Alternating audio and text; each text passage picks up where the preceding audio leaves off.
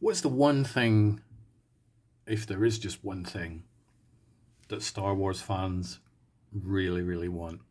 I know there probably is more than one thing. I think fandom in Star Wars is quite a weird thing. It certainly has been over the past few years. But if we were to rewind Star Wars fandom to maybe like 10 years ago, what was the one thing that people wanted? It was the theatrical versions of the movies, or as close to the theatrical versions as we could get. A lot of people cry out, going, "Why don't they release them? Why don't they release them?" But they did. They did release them. Um, they're not on Blu-ray. They are on DVD, and they came out before the Disney takeover. So who knows whether we're going to get a reissue of those? But I bought these editions singly a whole bunch of years ago, and these do have, look, if you have a look there, if it focuses right. So we have a digitally remastered movie, and we get the original theatrical version. Now, I'm sure some people will say, yes, but the theatrical version on these isn't technically the theatrical version, but this is as close to the theatrical version as I think we're going to get anytime soon. And we do get all three of them, the classic trilogy. We get this lovely artwork. Now, these discs, they are really, really good. They're not massively feature loaded. That wasn't really the purpose of selling these, I'm guessing. I guess Fox just wanted to cash in and make lots of money, and I'm sure they did, because every time they bring out Star Wars Empire Jedi or any Star Wars product, it does fly off the shelves and people buy it in droves.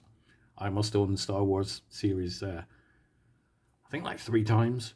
I own it on disc, and I'm definitely in the minority. I'm sure there's Star Wars fans out there that own like every version. So what do we get? Well, we get this one, obviously, Star Wars Episode 4. We get a single commentary. Now, it is a short commentary. These are commentaries that are available on other releases, such as the Blu-ray edition and so on. So Carrie Fisher, Ben Burt, Dennis Muren, and George Lucas. So we pretty much just get that. There is some DVD ROM content. Elle uses DVD ROMs now. I guess this is a whole bunch of years old. But disc 2 is where the wonder is. Right, so we get the original theatrical version from 1977. I sat down and watched this the other day, and it was an absolute joy. It was the crawl without episode 4 in it. So this was back when it was just called Star Wars. There's no extra dewbacks, there's no extra X-Wing fighters, there's no weird CGI that does look out of place when you look at a film that apparently was made in 1977, but has CG that wasn't really brought into play until 1997. So it was really nice to go back and just watch the original version. Now, it does say there, let me just bring that focus in, 4.3 letterbox format, aspect ratio 2351. Now, I stupidly read that, and this is the reason I haven't watched these until like recently. So I don't want it full screen. I can't be bothered with full screen now. Not a fan. I want to see the extra third of picture that I should see. But I watch these films and they are widescreen, so I don't know what the hell all that is going on about. So we get the 2 discs. I will go through the other discs in a minute. We get some nice artwork there, some nice showing off about up and coming Lego games, which they are pretty good actually, to be fair, the Star Wars Lego ones. We get the chapters, so we obviously get the chapters for the special edition, and we get the chapters for the theatrical version. Pretty much the same, because episode 4, as it became known around the time Empire Strikes Back came out, that's not really had too much tinkering, I guess, not as much as Jedi has, but it is really, really nice to be able to watch the proper version. So we get that one, Star Wars A New Hope, and then we get the bonus disc, which has the theatrical version of Star Wars, so not A New Hope. So we get that in there.